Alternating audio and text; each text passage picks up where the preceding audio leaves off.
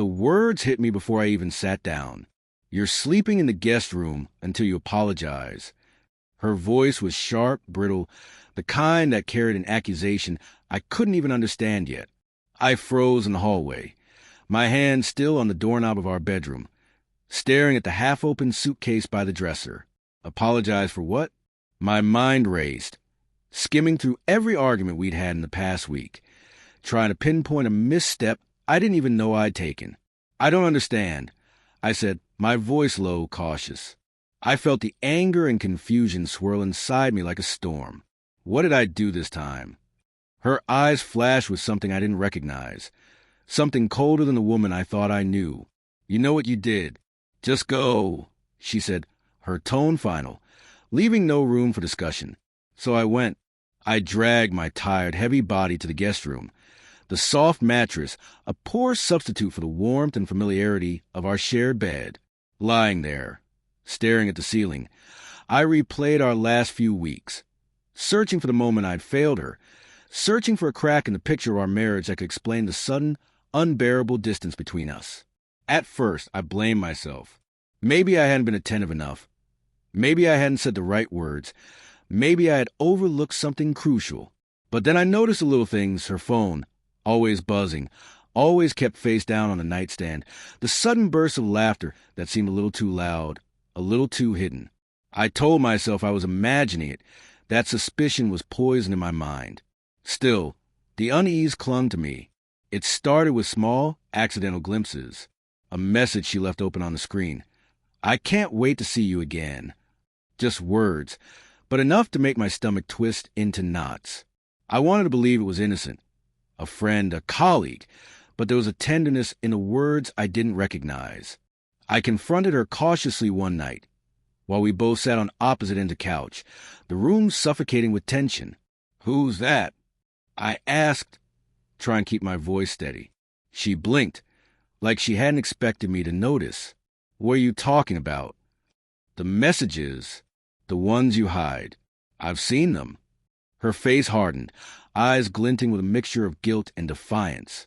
"You're imagining things. You always do." But I wasn't imagining. Something in the rhythm of our life had changed, and I could feel in my bones. The subtle avoidance, the whispered laughter, the way her phone always found its way into her pocket when I entered the room. The breaking point came one quiet evening when I returned early from work. I had a hunch, a whisper of certainty gnawing at me, and I couldn't ignore it. Our bedroom door was closed, but the faint glow of her laptop light spilled into the hall. I crept closer, heart hammering, trying to quell the fear that had been growing for weeks. And then I saw them. Her, leaning over another man's shoulder, her laughter soft and intimate in a way it had never been with me. The betrayal hit me like a physical blow. I stumbled back, gasping, the world spinning around me. Everything I thought I knew, everything I trusted, shattered in a single unbearable moment. When she finally noticed me, her face froze. No denial, no excuses. Just the weight of the truth laid bare. I didn't think you'd come home," she stammered, and the sound of her voice felt foreign. I left the room wordlessly. I didn't speak, didn't yell, didn't cry.